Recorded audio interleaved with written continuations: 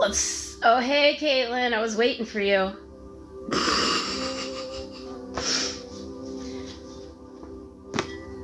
All right, take a deep breath.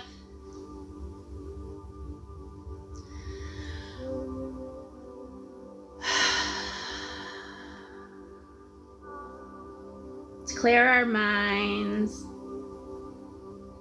Right? There's nothing going on in this moment but us spending time together, spending time with God. Okay. So, if you guys saw my last video, I'm starting a series, I guess, on talking about inner healing. And the reason for that is because, as we go through walking with God, He calls us to turn from darkness, turn from the enemy, turn from lies, right? And as we are growing up, there are many things that a lot of us have experienced due to generational patterns, right? That's where a lot of my healing came from, was generational patterns being repeated.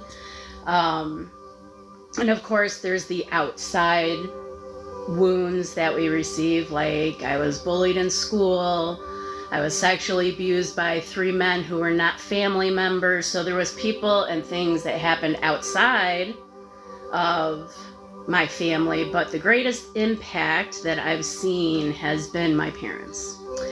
And we don't want to repeat those patterns, right? And so I have been feeling this sense, I've had this sense from God that He's calling me to help others to process and to heal and to turn from the things that we learned in the past. And I told God, it's been 14 years that I have been walking this out with Him, and healing has made the greatest impact on my sanctification, on me seeing who I really was created to be. And yet, it's so hard for me to put into words how it happens, because it just happens so quickly and naturally, I guess. With God, I didn't have, the process written down or anything. So I had told God, well, I don't even remember how to go through the process, right? And so then over the weekend, I actually, He put me through the process. So I had,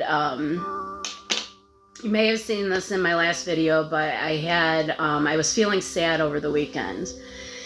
And instead of pushing that aside or stuffing it, right, and moving on with life, I recognized I was feeling sad. So I asked God, I have these emotions and I feel sad and I don't understand what they're stemming from. So that's the first step, right? We want to recognize that we're having feelings. And then we want to recognize, are those feelings accurate for today, right? Is there a reason for me to feel sad? So then it came to my finances, because I'm not currently working, and so I don't have those paychecks coming in anymore. So now I've been dipping into savings, which I had meant for a down payment for a house, right? So I'm starting to dip into that, and I'm not having income come in, and that made me, of course, yes, that is a legitimate thing. I can feel sad about that. But does it have to destroy me? No, right?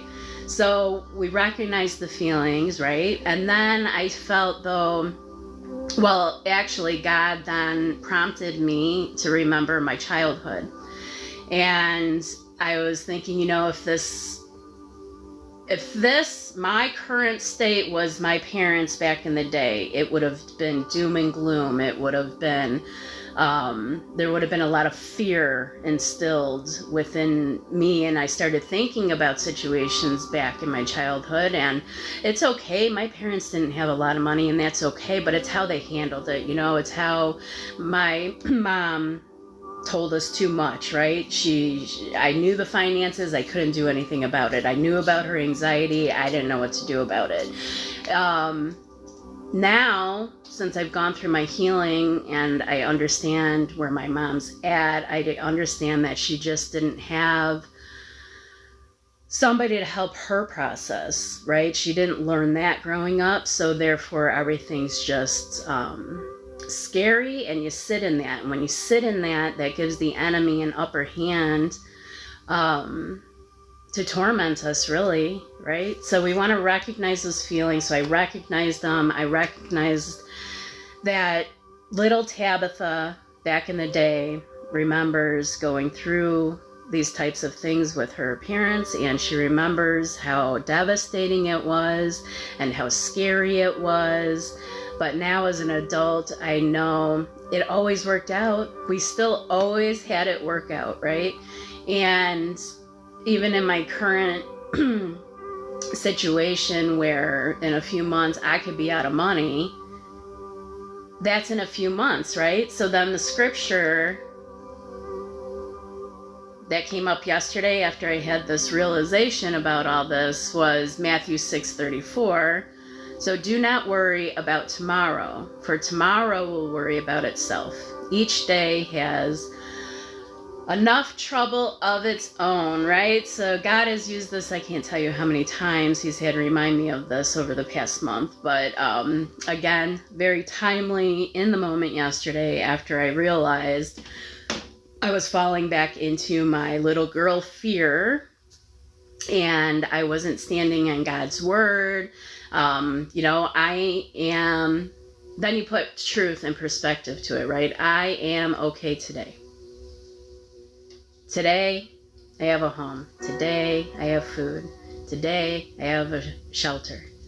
And don't worry about in 3 months, because I don't know what the steps in between now and 3 months from now are going to be. I don't know where I'm going to be, and I don't know what I'm going to have. So why sit there and stress and worry about it, right? So that was taking me off track for like talking with you guys, because I lost my desire. I was dreading the thought of it because I was falling into like a depression. And so God then pulled me out of that. But I see he allowed me to experience that so that I could remember what it was like to process and heal things. So I was going through, I've gotten rid of a lot of my stuff, which I kind of regret now. But I do have 2 books left from my past, and I decided that I would just use this book as a guide to kind of help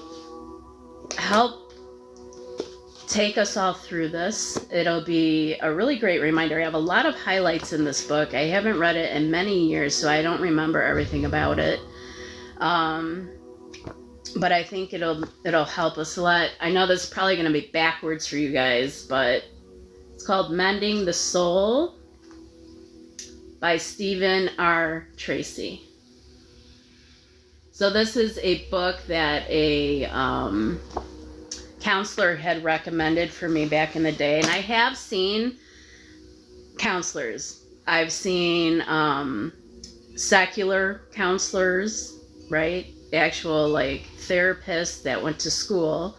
And then I've seen biblical counselors. Biblical counselors are people you could find in like your churches, or there's even websites where you can find them. I saw a lady, I went to her home. She charged me $40 a session, and she didn't have a degree behind her, but she did have a certification.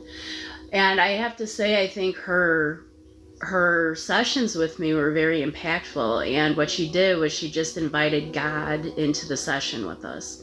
And she just let the Holy Spirit lead, right? And so like she did things that were a bit different. Okay, one, she felt like a mother. I could tell that her heart was there with me, right? It wasn't all professional and like we gotta keep a professional stance. She grieved with me. She impacted me, obviously.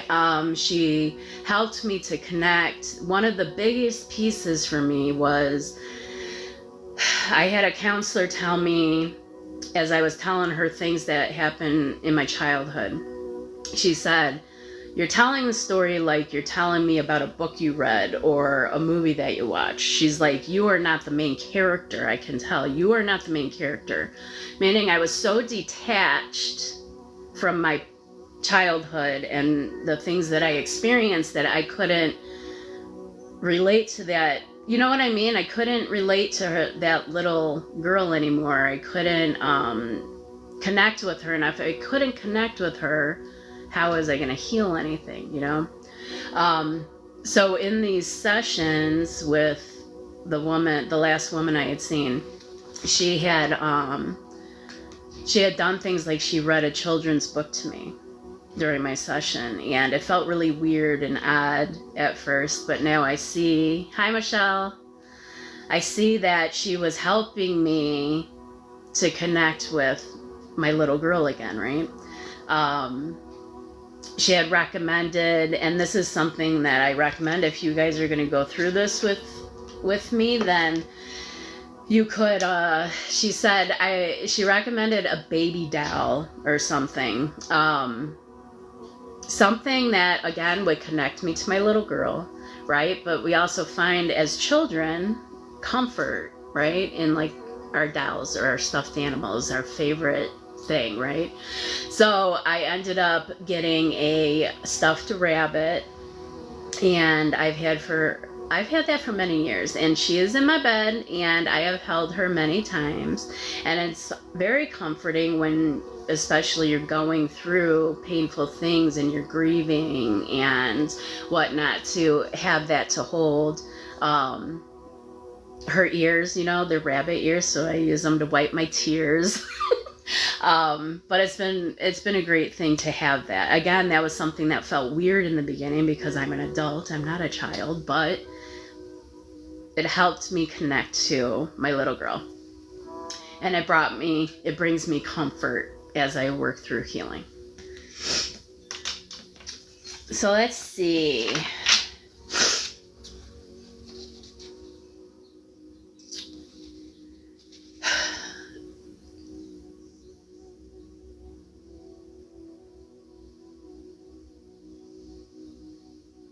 Okay, so last time we talked, I had told you guys you could write down things that you remember, right? I just wanted to go through this. So like, write down age groups. This is something a counselor had me do. And then write down everything that you can remember. Even if like everything you can remember, anything you've been told. So like 0 to 1, most people aren't going to remember something about that, right? But I do know that I've heard stories about what my mom was going through when she was pregnant with me. So you can write those things down, right? Because when we're pregnant and we're going through something, our baby's going through it too. So like, I know my mom was going through a lot of fear and depression, and you know, that then would be instilled already within me when I'm born, because I'm experiencing what she's experiencing. And then spiritually, we experience those things through the generations, right? So write down everything. And it's not to overwhelm you, it's to get things out of your head onto paper, right? And then I would just ask God, you know, what do I focus on? What is the, you know, you would hone in on something. Something's going to hit you, and it's going to be like this moment in my childhood. And then truly connecting with you as a little child, not rushing through it, not having other stuff going on around you while you're trying to do it, but truly having some time where you can be present with your little child in whatever situation God's highlighting. And I've done this even at jobs before. Something will come up, something will trigger me, and as you get used to doing it, you can do it faster. You can even, be there processing while other stuff is going on, but you're focused and present on what's going on in your mind at the time. So like I was putting stuff away with a volunteer one day, and I was handing him the stuff and he was putting it away. And all of a sudden I got like aggravated and anxious, and I was like, what is going on? Again, you gotta stop yourself. What is going on with me? And I remembered something from childhood. And I was like, okay, yes, that happened. That was not something that should have happened, but it did happen. I understand why it happened, because I can understand now that my mom was going through a lot too. But that's not current. That situation is not what I'm going through right now. I am just simply putting stuff away with a volunteer. So you gotta, and then that feeling goes away, that anxiousness. The reason the anxiousness is there is because of something way in the past, has nothing to do with my present, but that stuff still sits with us. And we act out of it, and we mold our children with it. So that's the biggest thing, right? And I was talking to my daughter's name is Heaven. She's 27. Her husband and I decided to stay living together when they got married, because why not? We get along, we have good communication. So we decided to stay together, which I'm grateful about. But I was talking to her about this yesterday, and I had told her, about the whole, like, I got sad, and then I, processed through my childhood and how my mom reacted to finances. And I said to her, I don't think I did that to you growing up. Like, I had financial issues. I was a single mom, struggling big time. And I said, I don't think I did that to you, did I? And she said, no, I don't ever remember you, like, freaking me out about finances. And I said, well, that's because I know I did freak out about finances, but I kept it behind closed doors because I never wanted to scare her. And she's had come to the realization, she said, yeah, so instead of freaking out about finances for her, what she said she learned from me was that you just don't talk about it and you hide it. And I was like, wow. So like, now she says she's balanced. Like she will take some time alone if she's starting to be concerned about something or whatever, and she'll process through that, and then she'll talk about it and share it and stuff. So she has a good balance, right? But it just shows you, like, my mom affected me in one way of me, getting sad and thinking it's hopeless when there's financial issues and having all of those, concerns and devastation almost, to my daughter learning, just hide it, don't talk about it, and move on, So yeah, it's good for us to have that balance.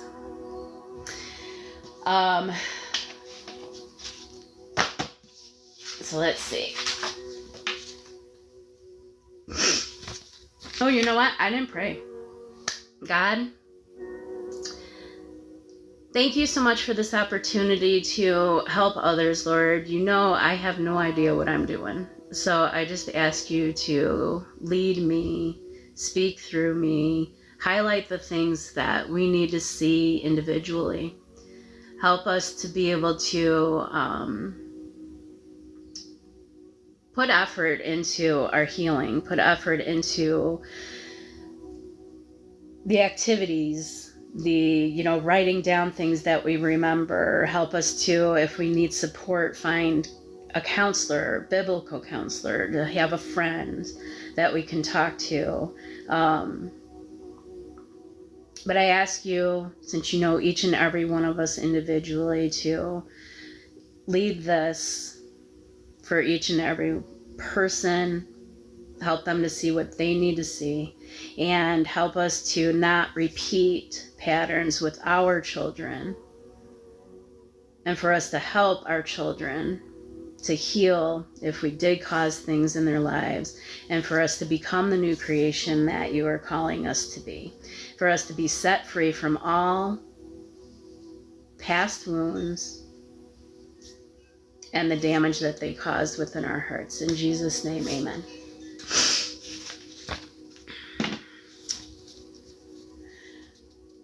Okay.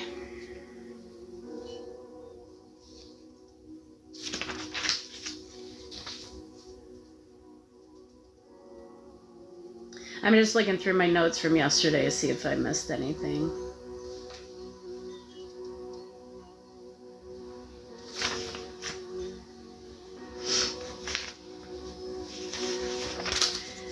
I think one good point is I had written, when I had recognized that when I was processing through why I was feeling sad and depressed, I recognized it was, sorry, I lost train of thought. I recognized I'm actually in good shape right now. I currently don't have anything to worry about. So then I was like, then why am I sad? So then that's when it went into my childhood and how that was handled. My mom's reactions to finances and so as I saw her fear back in the day, right, and her hopelessness, I as a child took on that fear as my own. So that's why that would be affecting me today, even though there's nothing that I should be worried about right now. And so that's what we're trying to do, is get rid of those things that are not ours, right? That fear was never mine. It should have never been mine. I should have never taken it on. And so I'm giving it back. I don't want it, right? So to me then, right, I realized money being low equals scary, despair, worst possible, imagining the worst possible things that could happen and believing they're probably gonna happen. Like all of that is what being low on money meant to me because of what I experienced, experienced through my mom, not experienced myself. Because even as a single mom and, you know, working a couple jobs and being paycheck to paycheck and behind on bills, I still really didn't stress much about my situation, and it always worked out because my mentality was I can always go pick up another shift. That's why I was a waitress, right? Because you could go and you could just pick up shifts. Waitressing was so easy to get into. But yeah, so none of that was my stuff, and I don't want it. And what happens then, right? We're anxious and scared about things. God tells us not to be, right? He says, don't worry about tomorrow. I'm going to provide your needs. Like it says all over the scripture. So as our faith grows and we believe that more and we trust God more, then we can be present. And when we're present with one another, that's impactful.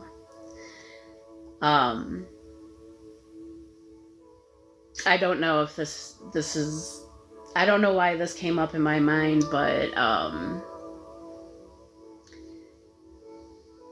one time in my childhood, we had an apartment, but we had nothing else, like no furniture, nothing, right? It was a hard time for us. And it was Christmas time, and my parents couldn't get a Christmas tree. We didn't have one. So I remember making one out of construction paper, and I was so proud of this Christmas tree. And I remember bringing it out to my mom, and I fully intended this was going to be our tree, and I was happy with it. And all I remember from that time is my mom being so depressed.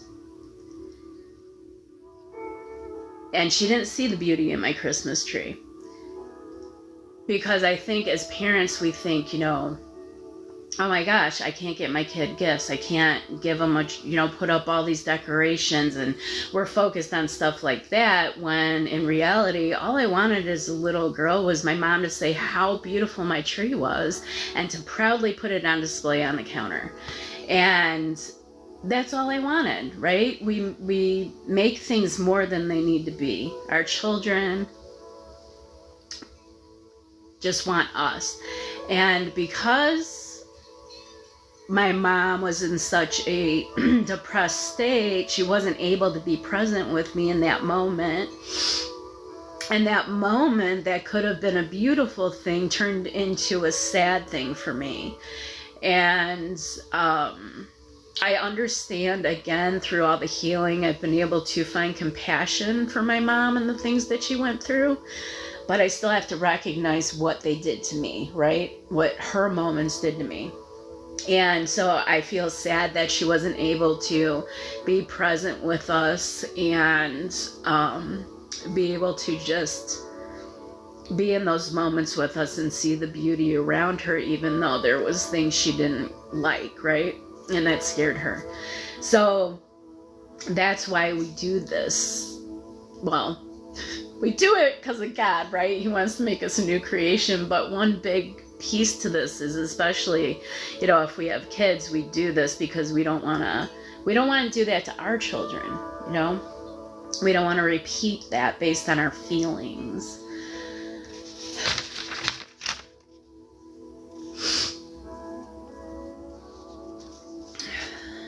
So I do a lot of journaling and stuff. That's another thing that has been helpful in my walk, is journaling.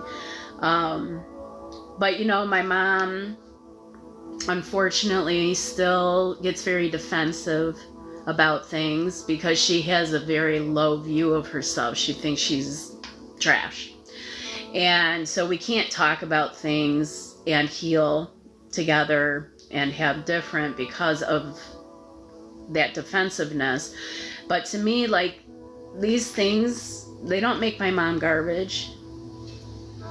She was hurt. She was hurt growing up too. And she, reacted a lot off of her feelings. And she didn't have anybody to guide her and help her. She didn't have a relationship with God. So through that and through this healing, I've been able to find compassion for her. I'm not angry, and I have gone through moments where I'm like, I am so angry that you did that. I am, and I've got this anger, and that's okay. We have to process through that too, right? There are things that people have done, and we have a right to be angry about it. There is righteous anger, and you shouldn't have done that to me. But we don't sit and dwell in it. We recognize it. We, work through it. We let the anger out. I have screamed to the heavens before, and all this stuff coming out of my mouth that is not what Christianity teaches you should be saying and doing, but that is how we need to heal, right? We need to get those feelings out. We need to process them. We need to recognize it, and we need to put it in its place. And that's how we heal. That's how we become not angry with people, and we start to have compassion for them, and we can have forgiveness for them. We can't forgive somebody that we're angry with, right? So we have to recognize all of those different emotions. So, I hope one day, my mom's able to come out of that and we're able to talk and she's able to be set free. But for now, I just keep my distance because I need to be able to be in a healthy mental state for myself and my family.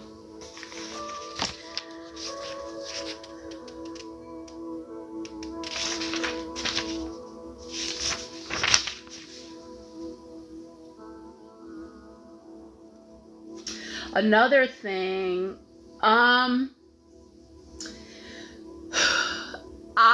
think my mom so she was raised Catholic, so we were religious. She had me, and I'm not saying all Catholics are religious. I'm just saying that was our state. And yes, Catholicism has a lot of motions, religious motions, right? But she had me make my sacraments, so I made all of my sacraments Catholic. We went to church on and off, but it wasn't like a consistent thing. And then I started going to church on my own with my daughter in my 20s, and then I had landed at a church. It was a Lutheran church. I had invited my parents, and then they started to come too. So we were all going together as a family for some years. And then once I got saved, God had sent me to my mom's house late at night one day, and when I showed up, she was sitting outside alone on the porch rocking, and she just kept saying the peace, and she looked so peaceful. And then I remember days after that and stuff, like she would be like, she was turning, she was repenting. She, anger is a big thing. And she was like, I held back my anger today. And she was excited, that she was like not being angry, she wasn't letting her anger out on the family. And so she was producing fruit, right? All of a sudden for her to be like, oh my gosh, my anger's an issue and I don't want to do that to my family, that has to be God, right? After all these years of her being angry. And so, yes, I believe she was saved at that point. But then something happened and she reverted back. And I have a feeling it was because they lost their condo. No, it was unfair. It was unjust. It was taken. It's a story, but yes, their condo was taken. And again, I think because my mom dwells on the unjust things in the world, it took her back into her anger. And this isn't fair. And all of that stuff. So ever since then, I think it's gotten worse, and that's why I had a distance from the situation, because you can't stay in a healthy state of mind when you're around people who aren't there and do nothing but bring down, right? So I have to be careful with it. But yes, I think and my dad, I talk about my mom a lot. She was the dominant, powerful one within the household. My dad was just there, so I don't talk about him a lot because it's almost like he wasn't there. However, he was there. And he was saved. He says he was saved. And he definitely produced a lot of fruit and he had a lot of hope.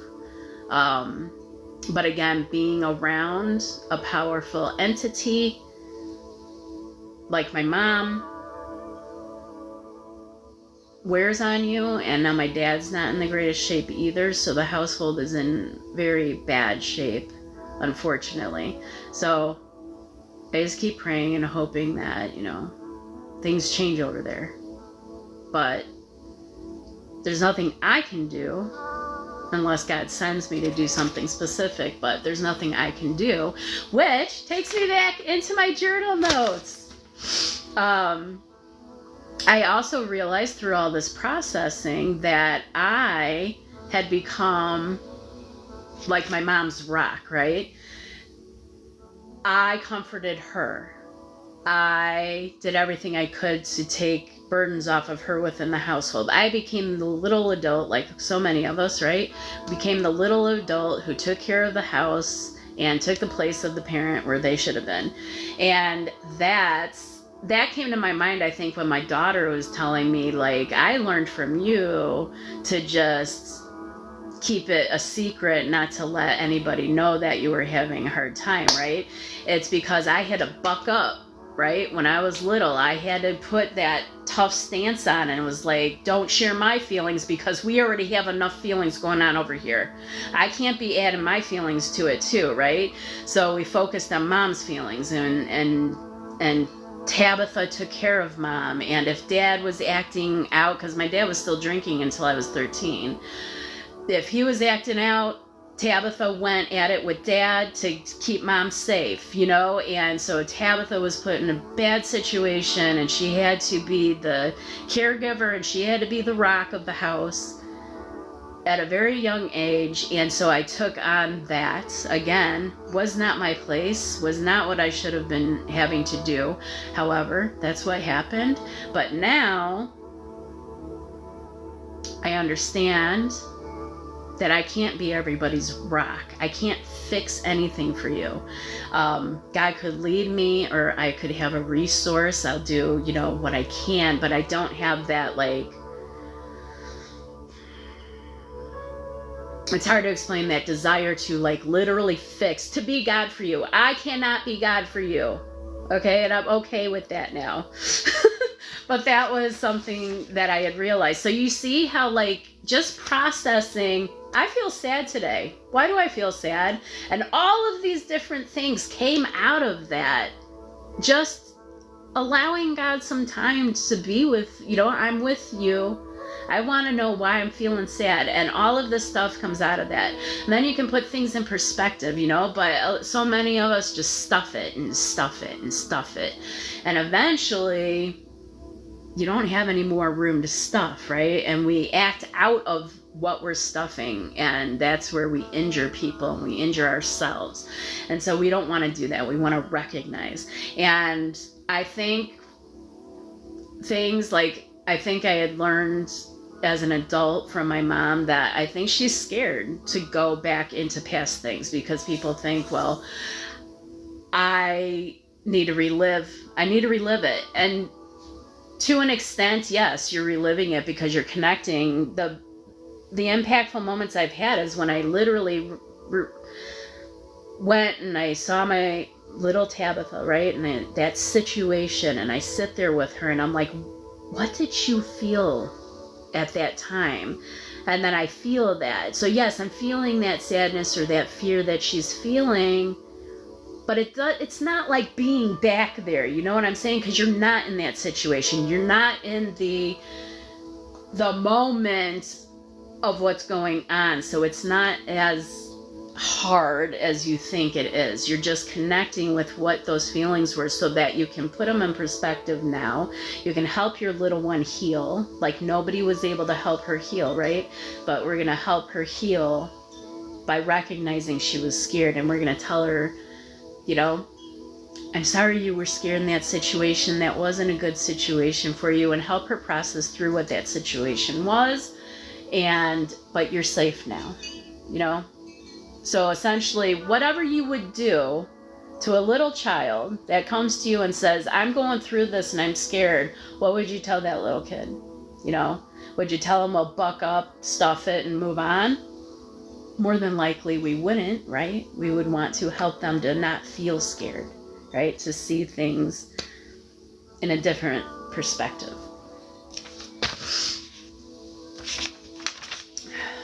So let's see, I'm just gonna, where are we at? Oh, wow. I've been babbling, huh? It's been over an hour. All right, so I just want to read a story out of this book. But this book, like, it should cover everything for us. It's the nature of abuse, so it goes over the nature of abuse. So what does that look like? What does abuse look like? Like, I was amazed the first time I saw yesterday that watching my mom react to situations when I was a child, like watching her be depressed, was traumatizing. You don't think of something like that, right? When you think of abuse, you're like something that was inflicted on you, like it was to do with you. And it's not just that. It's traumatizing to watch a parent fall apart. So those are things that, you know, I guess I realized that yesterday. It was like, wow, yeah. You know, traumatizing things aren't always just something that actually happened to you or had to do with you. So then part 2 is the effects of abuse. So the shame that comes from that. We carry a lot of false, toxic shame that is not our shame to carry. God came to set us free from guilt, right? From our sin. So the things that I have repeated, the things that I've done with my daughter, I've had to deal with God and be like, you know what? I should have never done that, never made that decision. I should have never put her through that. And that's me, right? Coming into agreement with God. That was wrong.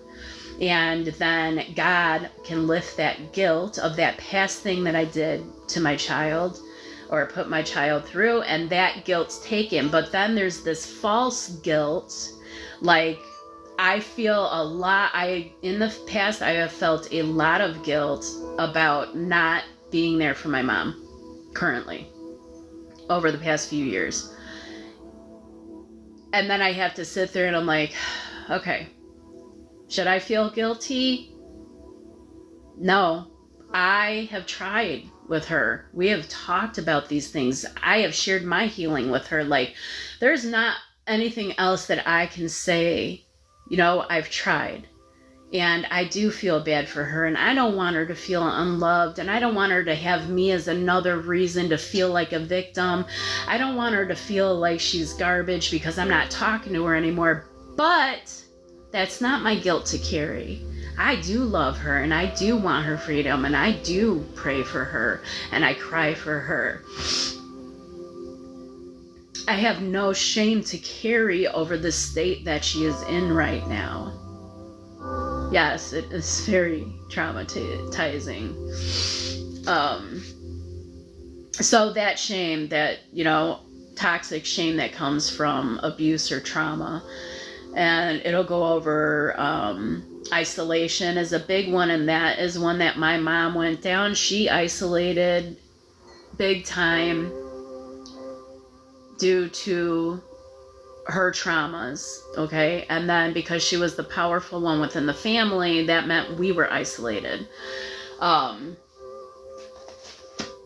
Isolation is exactly where the enemy wants you, because especially when you're in your moments of healing, right? Or you're still in the effects of past abuse and trauma, it's hard to keep a thought straight sometimes. It's hard to put perspective on things, right? That's why it's good to have somebody alongside you who can speak truth, who can speak in a healthy manner, who can help organize thoughts. You know, that's why we see counselors. That's why we have good friends who are healthy and can help you through that.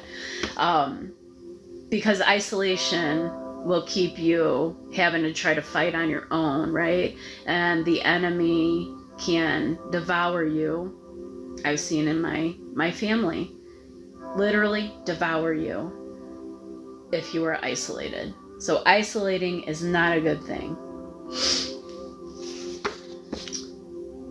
Part 3 is the healing path. So then facing the brokenness, rebuilding intimacy with God, and working on forgiveness. So it covers a lot of stuff for us. And even if, you know, maybe somebody watching, you have done a lot of healing on your own too, we can always learn more, right? So that we can help other people. So I think either way, you know, the study could be great. All right. So I'm just going to read a story from here. It's about a girl who actually seemed to have a pretty decent family life. Her parents were missionaries. And then one day, all of a sudden, she started to act out, and then they revealed why she started acting out. And it actually had nothing to do with her parents.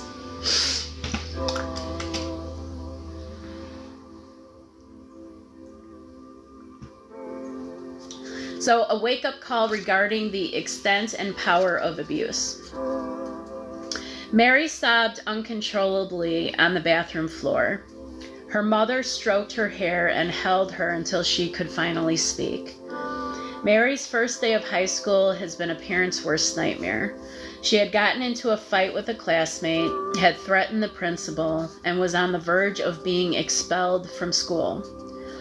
Mary's parents, missionaries with a Christian organization in the inner city of San Francisco, were beside themselves.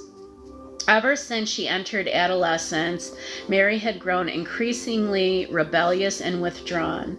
The precocious little girl who wore fairy dresses and drew pictures of puppies now wore black and drew pictures of corpses. Mary attempted suicide twice in junior high. In fits of rage, she would curse her parents for not aborting her before she was born. Her parents sought help from counselors, their youth pastor, and even the family doctor, but nothing seemed to help. It felt as though they were in a losing battle with an invisible demon that was consuming their daughter's very soul.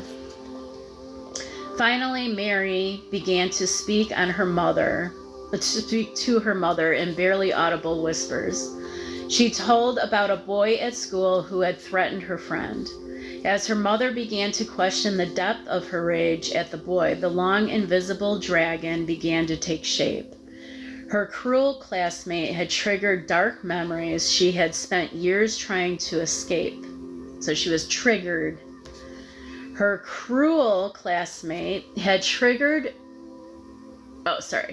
Finally, she could no longer hold back the terrible images. She shamefully recounted the 5 years earlier. Her cousin had sexually molested her over a period of 2 years while he was babysitting her. The molesting stopped once her family moved to San Francisco, but her cousin continued to make sexually suggestive comments whenever she came to visit. Mary's parents immediately contacted the authorities and the rest of the family.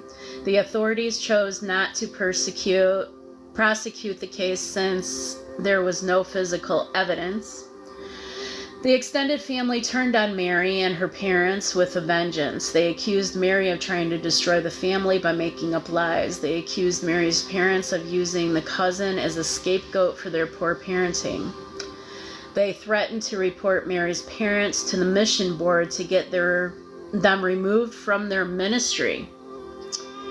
Even when 3 other children came forward and reported that the cousin had fondled them, the entire extended family refused to believe or support Mary. They argued that if the cousin had done something inappropriate to Mary, it was in the past and she was obligated to forgive and forget. To add insult to injury, they rebuked Mary for her anger toward her cousin and said it showed how sinful and unchristian she really was. 2 years after disclosing the abuse, Mary still wasn't sure she could believe in God, who watched her cousin molest her but did nothing to stop it. I wish Mary's story was merely a hypothetical example, but it is not. My ministry to Mary and her family has permanently transformed my understanding of abuse. It also raises troubling questions for all Christians. How widespread is abuse? How can abuse that happened years earlier continue to have an impact in our lives?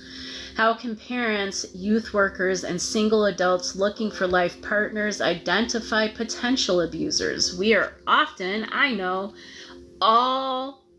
pretty much all the men I was drawn to while I was dating were broken, just like me, right? We don't usually go find healthy people when we're broken. How can abuse victims heal? What does genuine healing look like? Where does forgiveness fit in? Yes, very widespread, right? Really, when you think about it, probably every single person has been through some kind of abuse or trauma. I mean, that's just the enemy's way. And with him being the prince of the power of the air all around us, right, the father of this world, it's impossible that you have not been touched by this. One thing I want to point out is we also should never minimize our abuse, right? So many years, I'm talking for me in the specific moment was the sexual stuff, right? None of mine went to the fullness that could have gone. I don't know how to say it without being maybe flagged. I, for years, was like, it wasn't that bad. Okay, there's a lot of people who had a lot worse happen, and it wasn't that bad. And that was me, thank you. That was me minimizing what I went through because there was other people that went through worse than me. Don't ever do that. It doesn't matter how small you consider something you went through and how much greater it was maybe in somebody else's life and more damaging. Doesn't matter. It damaged you, right? It wounded you, and you need to heal it. So don't ever minimize what you went through. So these are some of the questions this book seeks to answer. For all too long, the church has ignored or even covered up abuse. By God's grace, this must change. Mending the Soul is divided into 3 parts. Part 1 addresses the nature of abuse. Here I will seek to give a biblical explanation for abuse, define exactly what constitutes abuse, and look at the characteristics of abusers and abusive families. I'll examine 5 different kinds of abuse, all of which distort the image of God and hence are very damaging. Part 2 explains the effects of abuse. Abuse victims and those who seek to minister to them must understand the way abuse impacts the soul before a plan for healing can be mapped out. All too often, well-meaning Christians spout Bible verses to cure very complex problems such as abuse. Even, the scripture, don't worry about tomorrow, for, today has enough trouble of its own. I am in a different place with that verse today than I was 5 years ago, right? Because you have to grow into your faith, right? Your faith increases. It increases by walking with God, trusting Him in situations, trusting Him in healing. And as He really proves Himself, He doesn't need to prove Himself to us, but He does, right? He's patient and He shows us, I'm here for your good, not for your harm, right? I'm here because I want the best for you. You have to grow into that stuff. So when people say, well, your faith just isn't strong enough. Well, no, it's not, because they have to grow into it. So why isn't my faith strong enough right now? Let's pinpoint why that's an issue,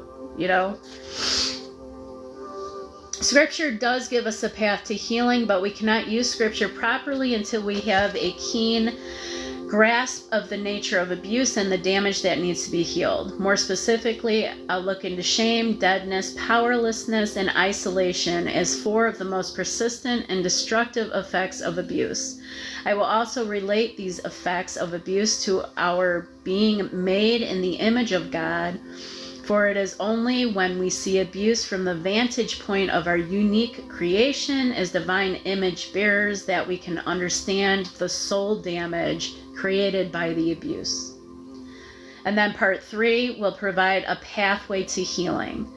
I'll specifically discuss facing the brokenness caused by the abuse, coming alive from deadness and numbness, learning to love and trust God, and understanding the role and practice of forgiveness. This section will conclude with an epilogue written by a sexual abuse survivor who shares how God helped her heal. Hold on, I gotta put my puzzle piece in so they don't end my live. Okay. Where was I? The section will include with an epilogue written by the sexual abuse survivor who shares how God helped her heal, and will also include her thoughts on how churches and Christian leaders can minister to the abused.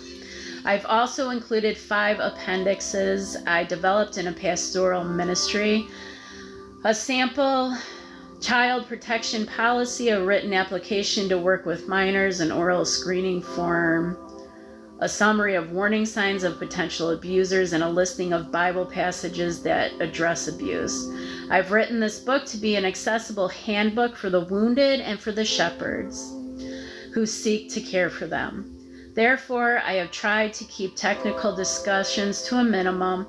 For those who desire a more nuanced discussion of the issues and documentation of sources, I have provided ample endnotes. Before we begin our formal look at the nature of abuse, I'd like you to be aware of 3 of the premises that shape my model of abuse and healing. I think I'll stop there because then it's going to go into his 3 points, which are kind of long. And we've already been talking for so long.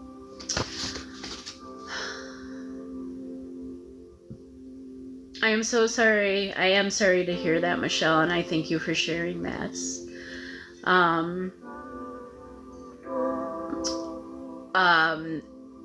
God, thank you so much for Michelle recognizing what she went through, and I ask you, God, to continue to help her in this walk and being able to make sure she's fully healed from that, and that any wounds that came from that are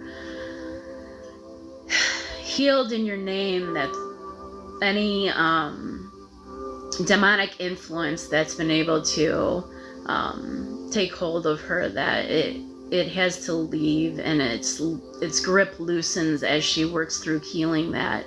And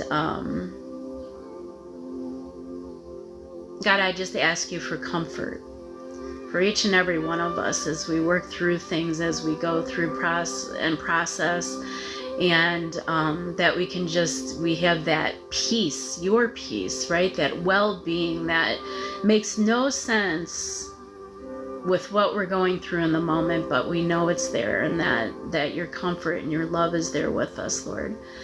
And I ask you again to just keep revealing through this book and the things that we read what we all need to focus on. I also I was sexually abused by 4 men starting at 5. They were all one-time a piece, so it was one-time interactions. And then I think the last time I was about 13. And I think that is something that is very rampant, that a lot of, I don't remember the statistics exactly, but if you look it up, it's high of people that have experienced, right, sexual abuse. And I think that's because when you think about sex and why God created that, right, to bond a husband and a wife together like glue, right, it's a beautiful picture, right, especially if the couple has God in the center. It creates the Trinity. You know, I did a lot of studying on that back in the day because of how impure I was, and when I came out of that, I was all into that. And the oxytocin, you know, is like the glue that bonds you together, and you get that through physical touch. And the deeper that physical touch is, creating that one flesh, right? It's a beautiful picture and beautiful design that God came up with, and it's powerful. And so the enemy wants to come and he wants to distort that, right? He wants to distort everything that God's done and God created. So I think that is why that is such a rampant thing that people experience. Oh.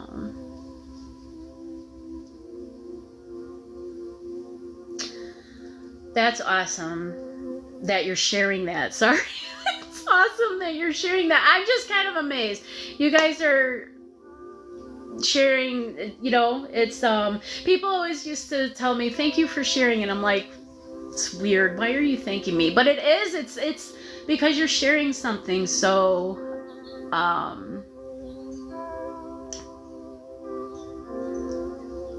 deep, you know, you're sharing something from your heart, something that, you know, it's not like we run around the world telling people these things. So yes, I am sorry also that you guys went through that, but you know what, we can be okay. We'll be okay. So have you guys worked through that at all? Like, have you had counselors before? Have you ever thought about it? Did you just kind of sweep it under the carpet? Like, where are you with it? Yeah, the first one for me was a family friend.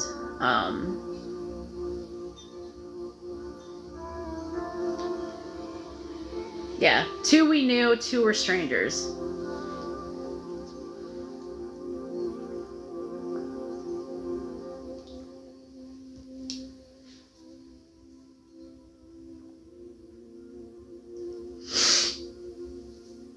That's another thing that, like, I like how he calls the church out on it.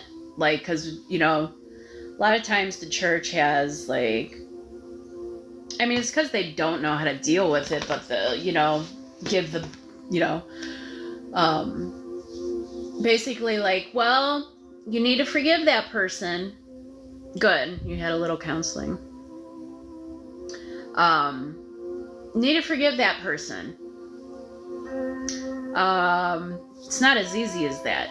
You can't just go forgive somebody. Like, let's say we talk about these people that sexually abused us.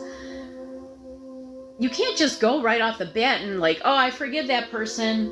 All on water under the bridge. We're good. That does nothing to you. It doesn't heal you. It doesn't let them off the hook. Because no, I still was angry with that person for doing that, right?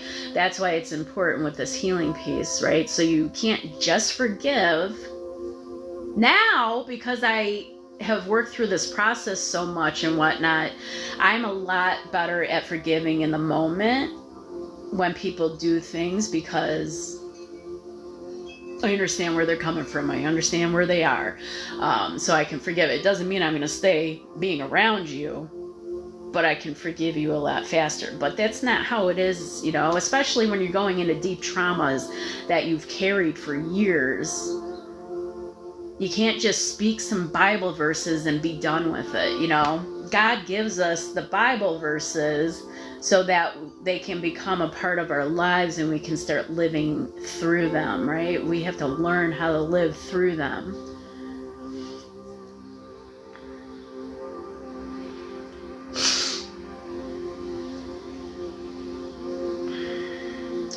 I tried talking to my family about it. They told me I'm better off knowing, but God revealed it to me. So you thought it's something that happened and tried to talk to your family about it and they didn't want to talk about it, but God revealed it to you? Is that what you're saying? Crazy, the boy one time tried to be my friend on Facebook. I'm reading these comments because I'm putting this on YouTube also for a couple people that work in the morning. So I want, and you can't see the comments on the videos. Yeah, I mean, it makes sense, that he would try to be your friend on Facebook because, a lot of times if they're not being stopped, they keep pursuing, right? They want to keep doing what they were doing, and yeah, it's not good. But see, that's what I'm talking about, the toxic shame. So you're carrying shame over what this boy did, and you had nothing to do with it. You had no choice over it, right? It happened. And so that's what he's talking about, the shame that we carry, right? From things that happen. It's not yours. So what our goal would be is for God to help you to see that shame was not yours, so that you can give it back to that guy. You can let him keep his shame, carry it. It's not yours. But again, it's a process. It's not like you can just go ahead and just give that shame away. You would have done it years ago, right? Yes, good. So I understand. Yeah. Of course, family doesn't like talking about that stuff because people don't like to be accountable, right? And that's a big reason why people don't walk with God. You don't want to be accountable. You don't want to admit that you do anything wrong. You don't want to maybe, talk about things that you struggle with. So we just keep it hidden. And then we keep doing things that we shouldn't be doing to ourselves and to others. So I'm sorry, and I know that's even more of a wound then too, when you try to, talk to your family about it, people that are supposed to be there to love you unconditionally and be, you know, especially if it's parents, you know, protect and help you heal. But then they're telling you, no, you don't even need to think about that. That never happened, you know, stuff like that. That's also adding to the wounds, right? And then those wounds put that wall up because we want to naturally protect ourselves. And then when we're trying to walk with God, we're trying to walk with a wall that's keeping him out. So that's another beneficial thing of healing, so that God can come through even more powerfully for us. I tried talking to my abuser about it. He denied it. So he died in his 50s. He took it to his grave. That's unfortunate. And I'm sure, so one thing that I realized I was able to see with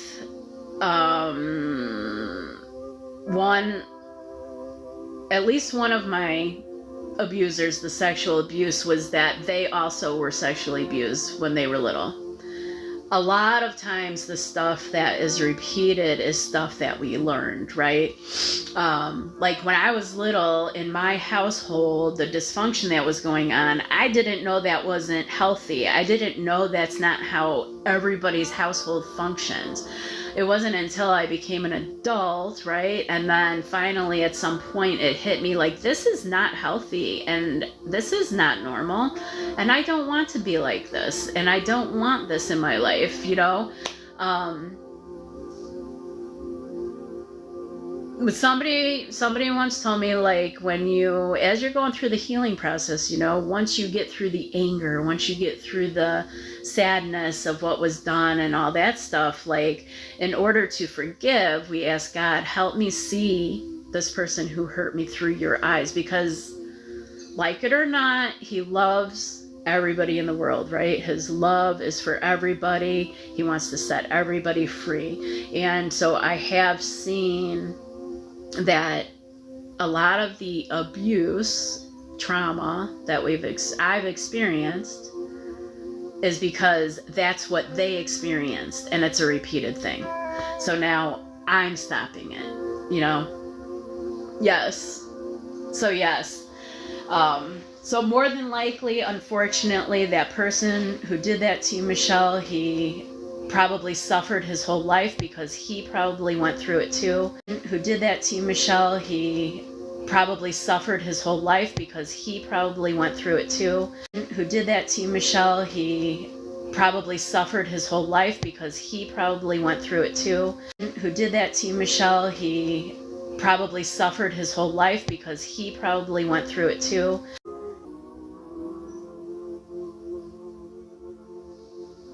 But again, also, I think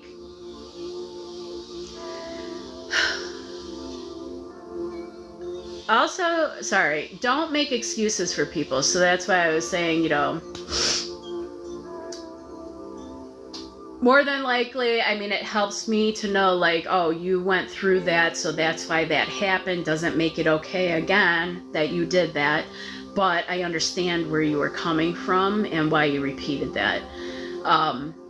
But don't make excuses for people. That was another thing I used to do, especially with my mom. Oh, she went through so much. You know, it's okay what she's, you know, doing. Sorry, I'm moving my thing.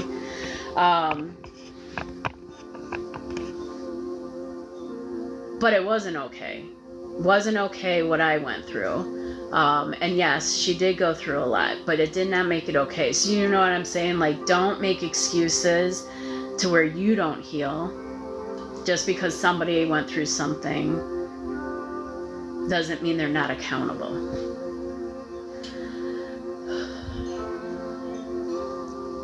It's also a spiritual thing. Yes. And I'm still trying to really, I guess, process and put into words like the whole demonic realm, right? Yes. So yes. So the way I think about it at this point in my walk is that there's all these, right, demonic spirits, fallen angels around us, and their goal is to take us and have us fall with them. And so the enemy's character, right, is displayed within these spirits. And we're spirit. We were created as spirit, right? We have a spirit, and then there's the Holy Spirit. So we have, the enemy wants to take us down, and he wants to, it says he's out to seek, I forget the whole script, but seek and devour us, right? So, and it says, I think in Revelation, he's waiting at the womb. That tells us he's waiting to work through your parents. And so, yes, all of these. And so, like, I could see within my own family members that as wounds kept happening, and as the unhealthiness of how to deal with situations, how to deal with emotions, the unforgiveness is huge. Because that's the whole basis of God, right? Is forgiveness. And it says we have to forgive so that we can be forgiven. It's that important. But as unforgiveness and all that unhealthiness has taken place over the years, the bondage has gotten stronger to the point where I don't even know if my mom's there anymore. You know what I'm saying? Like, that's how evil and bad things have gotten. And God did tell me Jezebel's spirit is involved within her and the household. So I do know that the more we go with this stuff, like, even if it's depression, people think like depression's not a sin. I've been told in the past, and I just heard it the other day also, that it is actually a form of pride because it's self-focused, right? We never want to be self-focused, because even in our pain and we're depressed, and I was going into the pity party the other day, like, oh, poor me, I don't have a job, poor me, that was unfair, I was good at my job and I lost my job, and that's focusing on me, right? That's the pity party, and that gives the enemies like, oh, look we have an in because she's getting depressed, and yeah, that was unfair, that wasn't right, you know what I'm saying? So yes, we do not want to keep going down that road and let the enemy lead our path. We want God to lead it. Yeah. And then, you know, the repeated patterns, like I could see in my grandma, right? Things that my mom repeated. And then I could see as I came to Christ, and I was like, oh, I screamed just like my mom screamed at us, you know? And then I could be like, okay, I don't like that. I don't want to do that. I want to change that. So then, you know, went down the path of letting God help me, you know, change that with my daughter. But yeah, all the generational stuff.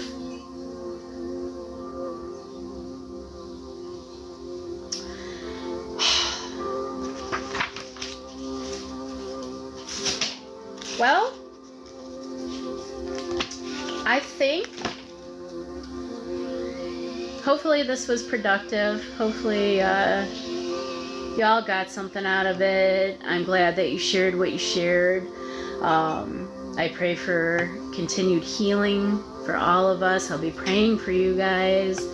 I am planning, we'll just kind of like read parts of this book and, you know, have discussion as it comes up.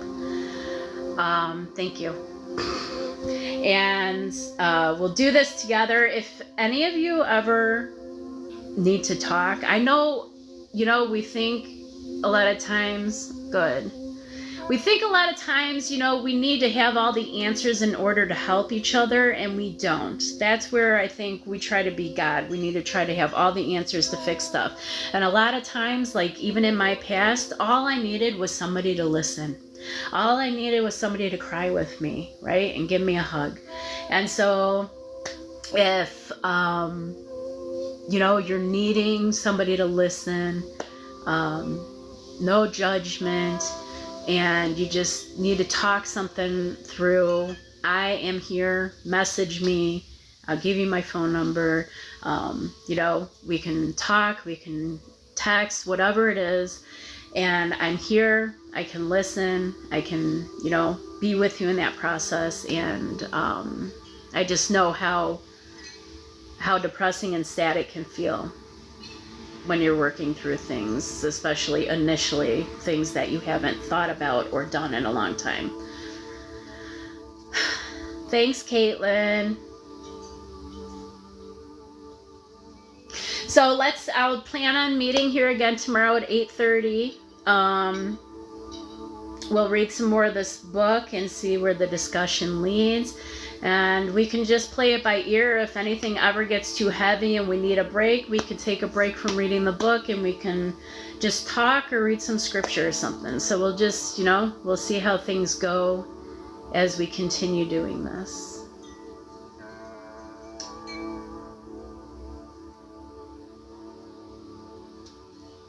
All right. I'll see you guys tomorrow. I pray you have a good day.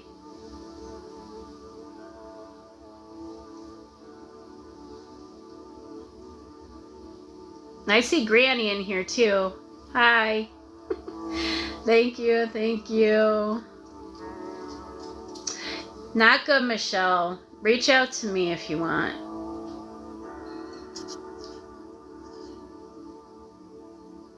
You have a good day too. All right, I'll talk to you guys tomorrow.